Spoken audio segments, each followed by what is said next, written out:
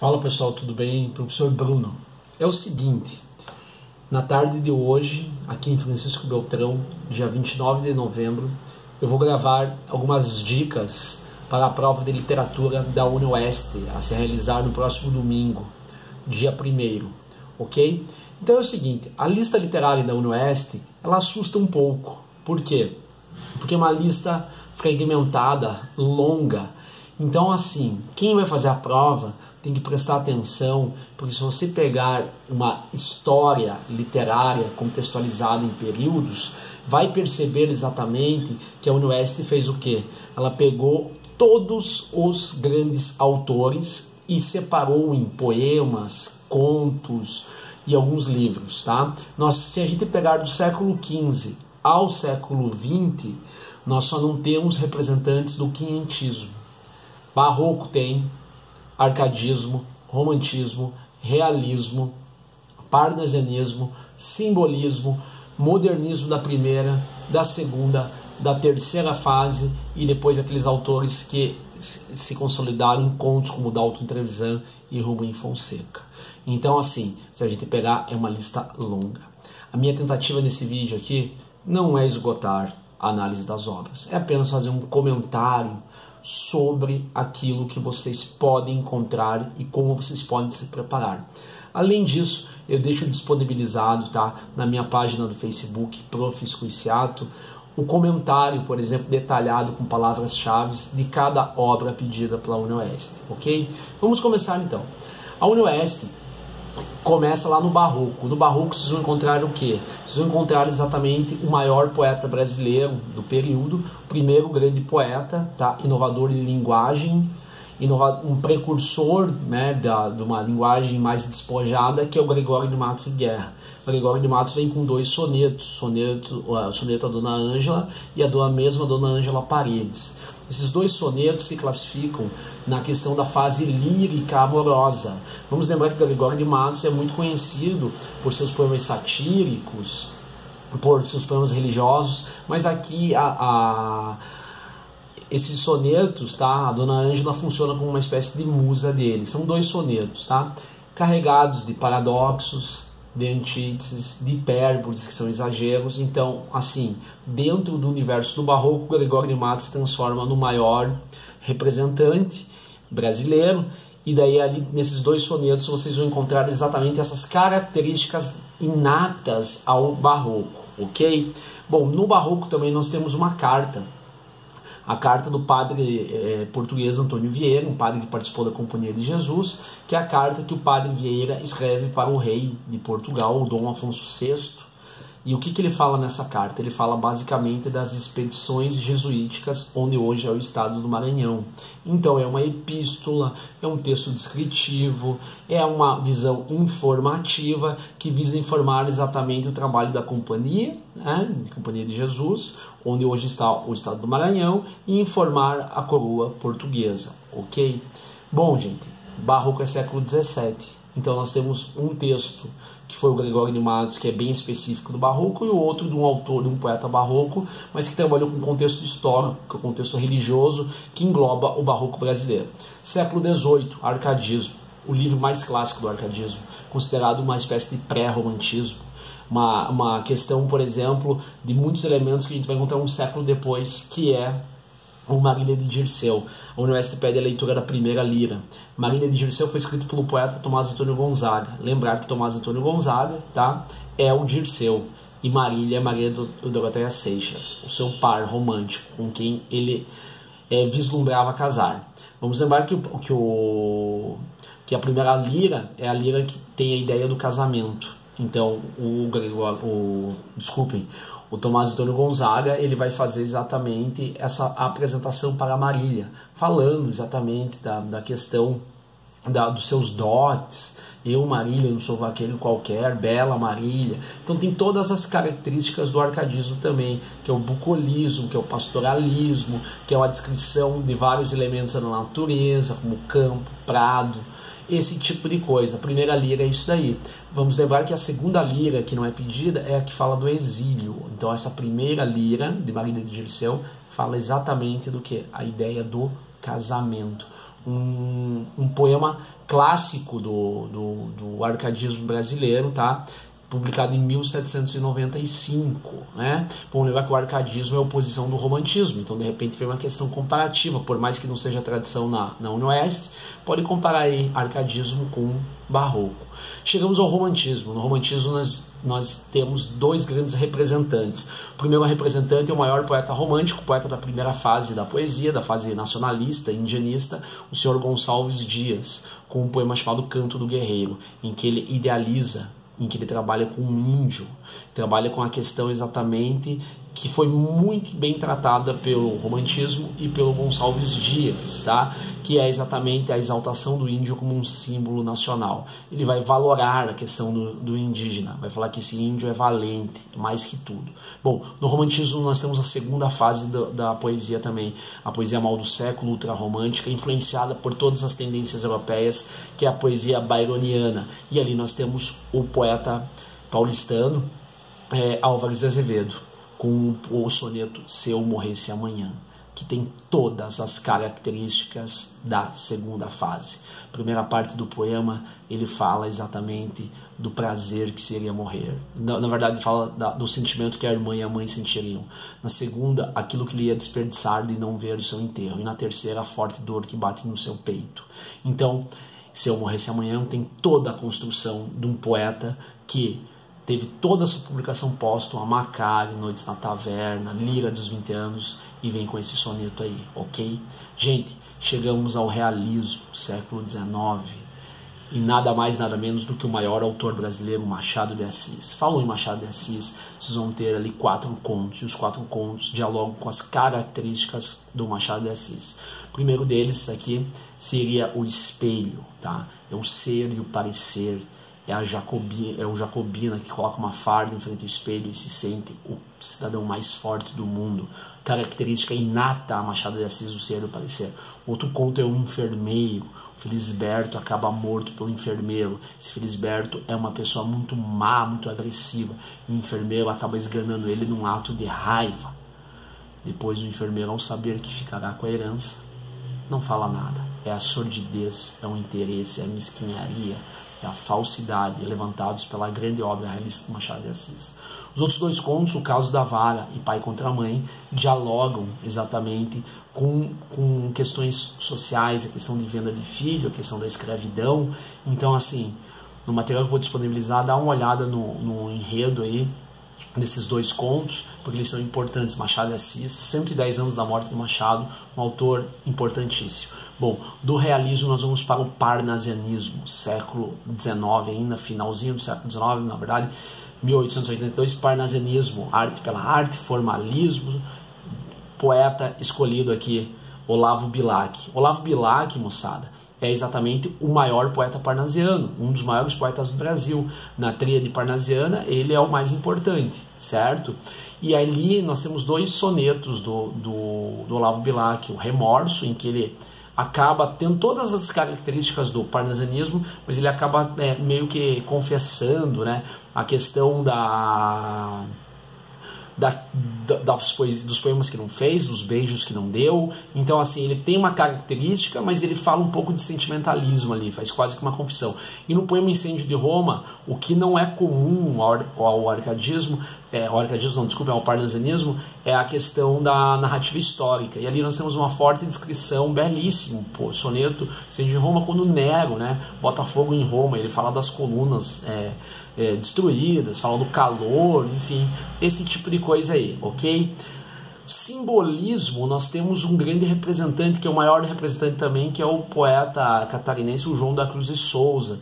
O Cruz de Souza vem lá com Sinfonias do Acaso, que é um poema que exalta exatamente a musicalidade, a questão da sugestão da realidade, a questão do azul, esse tipo de coisa que é bem característica do simbolismo. E nós temos o Acrobata da Dor, que na verdade é um palhaço, tristíssimo palhaço, enfim, que ele fala exatamente dessa questão do pessimismo. O Cruz de Souza foi um poeta pessimista. esse tipo de coisa. Então, assim, quando você pega o Cruz de Souza e o Olavo Bilac, você percebe que a União Oeste privilegiou dois grandes poetas, cada um na sua linha de frente, o Olavo Bilac, o parnasianismo, o Cruz de Souza, o simbolismo, trabalhando com aquilo que é de melhor. Bom, a gente fecha o século XIX, então, vindo lá, passando pelo romantismo, pelo realismo, pelo simbolismo e parnasianismo. Chegamos ao início do século XX, literatura social, o pré-modernismo, que é uma manifestação, um movimento literário das primeiras 2 décadas do Brasil, concorrendo exatamente com as vanguardas que estavam se desenvolvendo na Europa e concorrendo com o próprio parnasianismo e simbolismo que segue, como o realismo do Machado de Assis que segue. Nós temos aqui 2 representantes. O primeiro é o Lima Barreto, tá? Um escritor bem consagrado hoje no Brasil, né? Foi um escritor que morreu em 1922, no auge do modernismo no Brasil. Os modernistas acabaram não absorvendo a obra dele, mas o Lima Barreto é um cidadão, um escritor tipo nato, importantíssimo para a história do Brasil e a história da literatura. Bom, o Homem que Sabia Javanês é a história, por exemplo, de um falsário, né? Javanês é o idioma, e com esse idioma, tá? O homem, o Castro lá, ele consegue exatamente sucesso, consegue ter notoriedade, esse tipo de coisa. E o pior de tudo é que o javanês continua sendo ensinado, e para ele ser ensinado é cobrado uma alta taxa.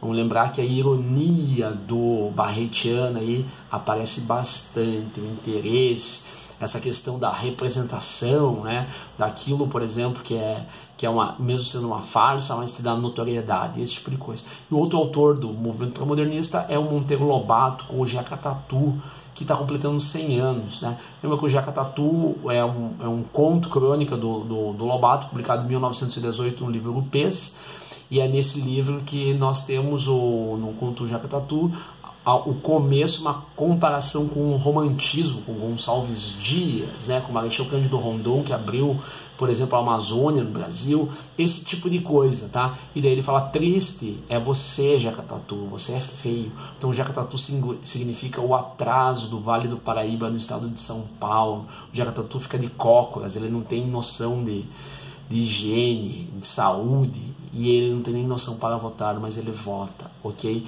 Toma cuidado com o Jeca Tatu, ano passado caiu, de repente este ano cai novamente. Outro autor importante aí, nós vamos para o modernismo agora, Peru de Natal, do Mário de Andrade, em que o Peru simboliza exatamente a liberdade, um personagem que é narrador, que está falando exatamente do primeiro Natal, 5 meses após o falecimento do pai, esse patriarca que era exatamente o gestor, quem comandava a família, mas era um homem muito triste, um homem que não aceitava isso. Em determinada parte, o Peru vai causar uma briga com o pai, é uma questão mística, quase uma ironia da vida, né? Então, todo mundo se emociona com aquele Peru, esse tipo de coisa. Então, o Mário de Andrade é um dos maiores nomes da literatura brasileira, autor de Macunaíma, para muitos críticos, o maior livro da história da literatura brasileira, ok? Bom, moçada, se tem uma coisa que a Unoeste provavelmente vai cobrar no domingo, é exatamente a segunda fase do modernismo. Na segunda fase do modernismo, nós temos exatamente muitos autores. Na poesia nós temos o poema de Natal de Vinícius de Moraes, em que ele fala exatamente que temos braços longos para os adeuses que temos que dar. Então dialoga bastante com morte, dialoga bastante com saudades, dialoga bastante com família, esse tipo de coisa. Nós temos Cecília Meirelles com o Quarto Motivo da Rosa. Cecília Meirelles é uma autora, por exemplo, uma poeta muito sensível, né? Uma neossimbolista, musicalidade. E o Quarto Motivo da Rosa fala exatamente dessas metáforas da transcendência, da passagem do tempo. Nós temos o Jorge de Lima com o Senador de Lampiões, que é um soneto social, que ele fala que o Senador de Lampiões acende lampiões, mas não tem luz na sua casa, esse tipo de coisa. Da segunda fase nós temos um livro completo, gente, que é Alguma Poesia, do Carlos Drummond de Andrade. Lembre que Alguma Poesia, embora marque o início da segunda fase do modernismo, ele é exatamente um livro publicado ali em 1930, mas com características de primeira fase, o verso livre, a ironia, o coloquialismo, e é exatamente o Drummond que vem ali com quadrilha, né? João que amava Teresa, que amava Raimundo, tinha uma pedra no meio do caminho tinha uma pedra. Quando nasceu um anjo torto, desses que vive na sombra, disse: vai, Carlos, ser gauche na vida. Por falar em gauche, alguma poesia marca exatamente a fase gauche de Drummond. Toma cuidado, porque é a obra que abre a poesia da segunda fase, mas ela é uma obra influenciada pela primeira, ok? Uma outra questão da segunda fase são os romances, gente. Nós temos 2 romances ligados aí à segunda fase, né? 2 romances nordestinos. Um fechado na segunda fase, que é a prosa social, que é nordestina, que é temática, por exemplo, que é o José Lins do Rego com Fogo Morto, publicado em 1943. Lembre que Fogo Morto é dividido em 3 partes, né? O Capitão Vitorino, tá? Seu Lula, tá? E você tem exatamente ali personagens, né, que vão retratar o sertão. Tem a questão dos jagunços, tem a questão do Moinho de Santa Fé, que acaba falindo pela uma má administração, e todos eles ali têm um trauma, alguma coisa assim, ok? Então esse livro ele tem todas as características da segunda fase. Já Dora Doralina, publicado em 75, da escritora cearense Raquel Queiroz, é um livro que já está deslocado de segunda fase. Por ele ser publicado na década de 70, nós temos toda a questão da Maria das Dores ali, a questão, por exemplo, dividido então em 3 partes, tá? Então lembre, né? Livro da Senhora, livro da Companhia e livro do Comandante. Então, Dora Doralina, tá? Que tem a questão da versão com a morte do pai, a mãe é a matriarca má, e a Dora sai e acaba com os relacionamentos afetivos, saindo da fazenda da família, indo para a Fortaleza, depois indo para o Rio de Janeiro. É cheio de transformações. Ela inclusive acaba sendo uma atriz de teatro, enfim, esse tipo de coisa, mas no final é a volta, né? A eterna volta para casa. E o que vai acontecer no romance do Radon Nassar, O Lavoura Arcaica, de 1975, em que o personagem André o livro se divide em 2 partes, né? A fuga e o retorno. A fuga, o André está numa pensão, exatamente, enclausurado, cheio de monólogos. O Pedro vai lá, chama ele, que é o irmão mais velho, falando que a mãe está sofrendo. Quando ele volta, esse é o livro, por exemplo, que o pai, o Ionai, acaba assassinando a Ana. Por quê? Porque a Ana se insinua numa dança, numa festa, para o seu irmão, para o André, né? E daí o pai, o pai que simbolizava a força da família, sentava na ponta da mesa, a metáfora, por exemplo, tradicionalíssima, né, da questão da religião, questão dos libaneses, acaba assassinando a filha. Então é um grande drama. É uma das maiores obras da literatura brasileira, publicada em 75, ok? Então, assim, a lista da UniOeste, ela é uma lista extensa. Faltou aqui a gente falar, por exemplo, né, da terceira fase, tá? Então a terceira fase vem com Clarice Lispector, grande escritora brasileira. O intimismo, a epifania, o fluxo de consciência nós encontramos no conto Felicidade Clandestina, que é exatamente uma visão infantil. É a menina que quer emprestar as reinações de narizinho da colega que tem, filha da dona de uma livraria, e não consegue. Ela se enche de esperança sempre e a menina sempre nega. Se enche de esperança e a menina nega. Até que a mãe da menina empresta para ela o livro, sem tempo para devolver. Vamos lembrar que a personagem sai saltitando, falando que ia sair a melhor coisa. E daí o que ela faz? Ela esconde o livro várias vezes. E ao esconder o livro e descobrir o livro, ela está buscando a felicidade clandestina. E ela fala, né? Porque a felicidade precisa ser clandestina. Então é uma epifania. Inclusive o conto termina com uma bela de uma epifania, em que é mais ou menos assim, não é mais uma menina com livro, e sim a mulher com seu amante. Bom, da segunda fase nós temos o João Guimarães Rosa, grande escritor que modernizou a literatura com linguagem, com esse tipo de coisa, né? Arcaísmos, como Grande Sertão Veredas, como Sagarana, mas toma cuidado, tá? Guimarães Rosa aqui tá com esses Lopes, relacionamentos cotidianos, amorosos e desenredo, que é relacionamento amoroso. Ambos contos curtos foram publicados em revistas médicas. Vamos lembrar que Guimarães Rosa era médico. Depois esses 2 contos foram publicados em Tutameia. Então toma cuidado que esses contos não tem nada de linguagem de sertão, não tem nada de linguagem, por exemplo, neologista. São contos muito mais simples na construção de um dos maiores autores da literatura brasileira. E nós temos ali um poema do João Cabral de Melo Neto, que é o mesmo autor de Morte e Vida Severina, chamado Catar Feijão, em que em duas partes, na primeira ele fala da escolha dos grãos de feijão, e na segunda ele fala do ato de escrever. Então esse poema Catar Feijão é uma bela metáfora, por exemplo, metalinguística, para falar do processo da escrita, tá? Ok, gente?